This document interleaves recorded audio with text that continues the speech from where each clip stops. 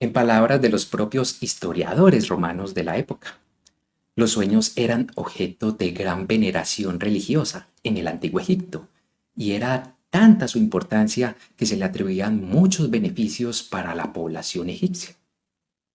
Al igual que las civilizaciones sumerias y babilónicas, los egipcios consideraron los sueños como venidos de su divinidad y también dados por sus dioses.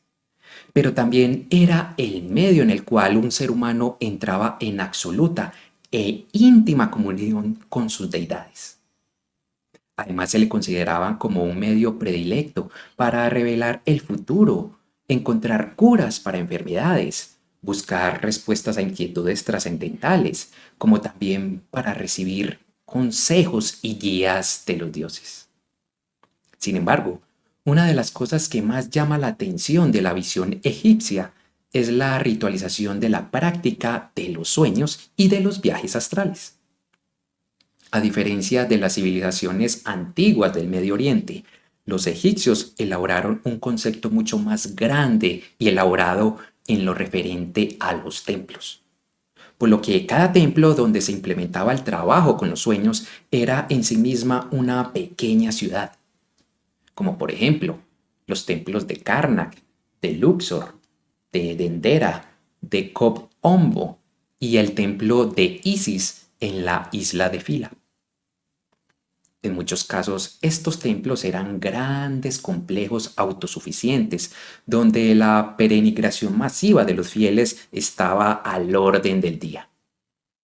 Su infraestructura, tanto física como social, era destinada para que los sueños y los asuntos oníricos se tomaran como un asunto de gran importancia, por lo que la mayoría de estos templos eran accesibles a toda la población egipcia.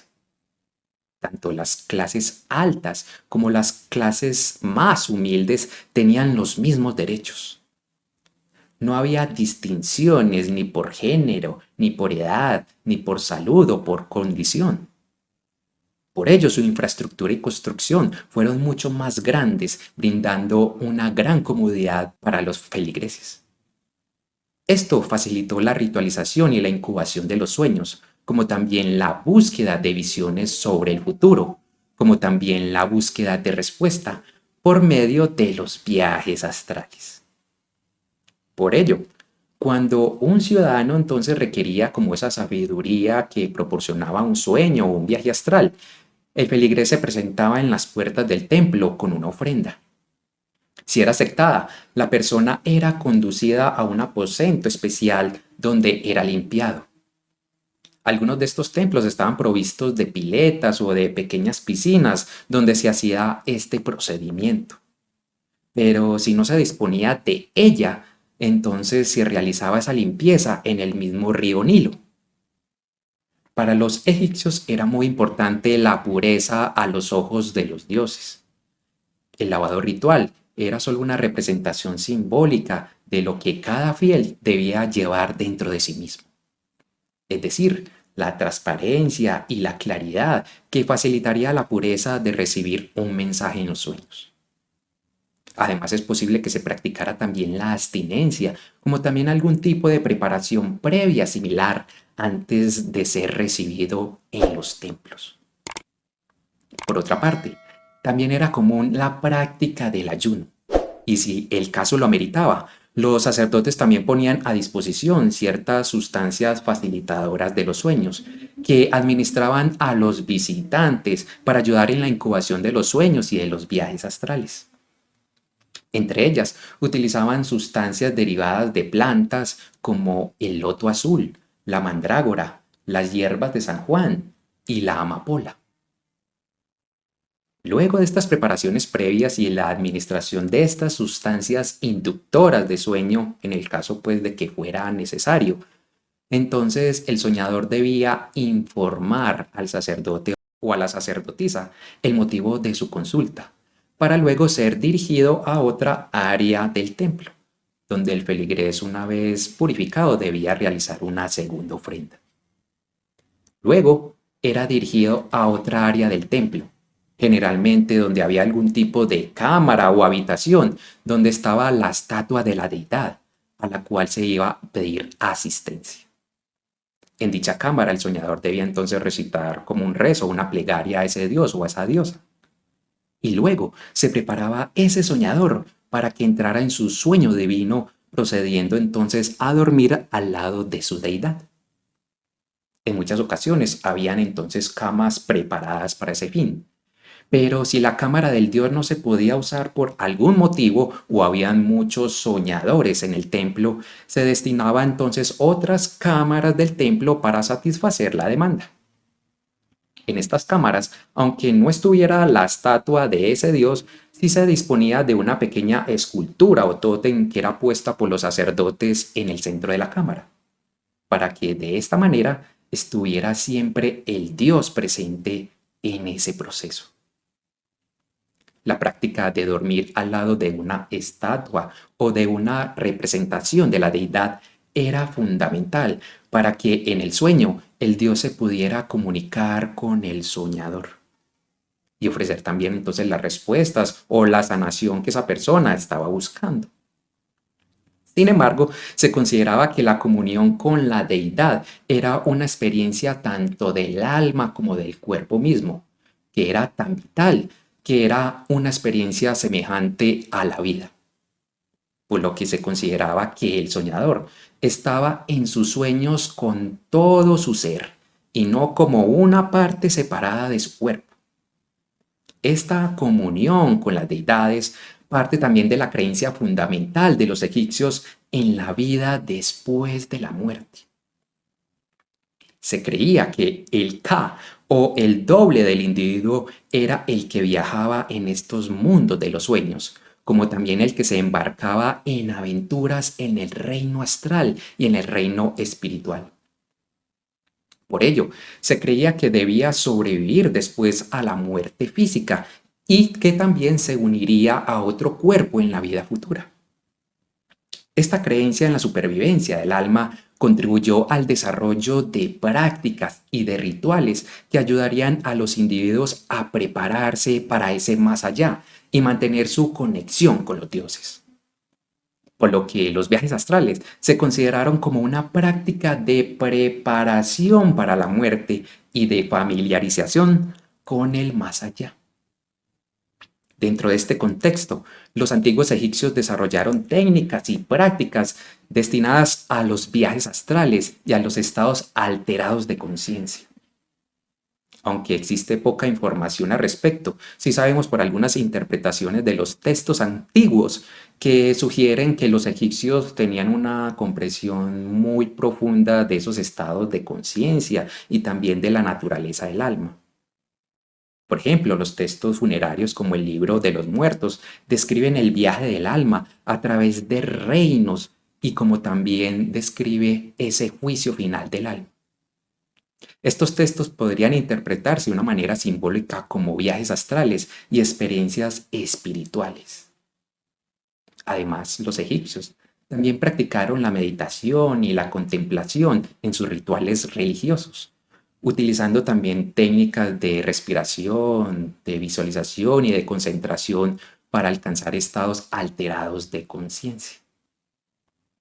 Estas prácticas podrían haber sido también utilizadas para facilitar experiencias extracorporales y también para tener visiones de otros mundos.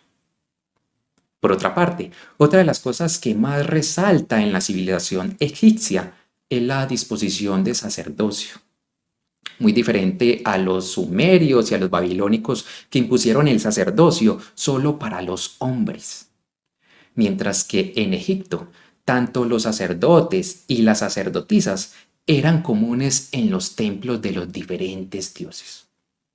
Además, las mujeres, bien sea que fueran sacerdotisas de los sueños o sacerdotisas en otros campos de la religión egipcia, eran muy respetadas y gozaban de gran estima por parte del pueblo y de los gobernantes y también de los faraones.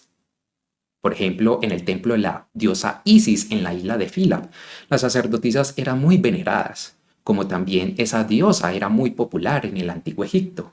porque se consideraba que era la diosa que curaba los diferentes males, como también era una mensajera en los sueños. Era tal la devoción a esta diosa que se decía que ella había sido la creadora de la magia, para que los soñadores pudieran defenderse entonces en el mundo de los sueños como también en la vida física. Sin embargo, también otros dioses populares existían en el campo de los sueños. Los más preferidos eran Thoth, Imhotep y Serapis. Sin embargo, el templo de Serapis en la ciudad de Alejandría era visitado tanto por residentes egipcios como también por extranjeros, la mayoría griegos y romanos, adquiriendo entonces una gran fama en el mundo antiguo hasta la desaparición del poder faraónico y de la civilización egipcia. Por otra parte, también sabemos por antiguos papiros que han sobrevivido hasta nuestra época, que los egipcios también registraban esos sueños y de acuerdo a ellos, los sacerdotes elaboraban entonces sus propias guías interpretativas de ellos. Tal es el caso del papiro de Chester, donde vemos interpretaciones de ciertas simbologías de los sueños, siendo una antigua guía para instruir futuros sacerdotes e interpretadores de los sueños. Desgraciadamente, al día de hoy, existe poco material que pueda decirnos más acerca de esta fascinante civilización. Pero por lo que sabemos, no nos queda duda de que en el campo de los sueños, Egipto era un pueblo muy destacado. Lo más importante que nos enseña esta civilización es la inclusión de todo el pueblo en lo referente a los sueños. Actualmente creemos que las habilidades de los sueños y los mensajes que recibimos es un don de unos pocos. Pero para los egipcios nos dice que todos nosotros somos los merecedores de esos mensajes. Pero lo que tenemos que hacer es prepararnos para recibirlos adecuadamente. Para ello, la ritualización de la práctica y la preparación previa es algo que nos dice que nosotros debemos ser transparentes y abiertos y receptivos a medida de que nos demos cuenta de la real importancia que merecen los sueños y los viajes astrales en la continuidad de nuestra vida. Por otra parte, las enseñanzas que yo considero más importantes sobre los viajes astrales es que se consideraba esta práctica como una preparación para el más allá. Según los antiguos egipcios, el fin último de los viajes astrales es prepararnos para la mayor aventura en la que un ser humano puede experimentar en su existencia: el hecho de fallecer o desencarnar. Es por ello que los seres humanos se nos ha dado la oportunidad de experimentar los viajes astrales en nuestra vida, para prepararnos para ese momento de trascendencia, ya que según los antiguos egipcios, la verdadera existencia no está aquí en este mundo físico y material, sino que viene más allá de la vida, es decir, en el más allá. Sin duda, los egipcios sabían muy bien esto, por lo que su cultura se centraba mucho en la preparación de la existencia más allá de la muerte. Si estás interesado en aprender más sobre las visiones de los sueños y de los viajes astrales en las antiguas civilizaciones, te recomiendo entonces que veas estos dos videos sumamente interesantes. Por lo pronto, yo soy Camilo Andrés Gutiérrez, el soñador consciente. Nos vemos en un próximo video.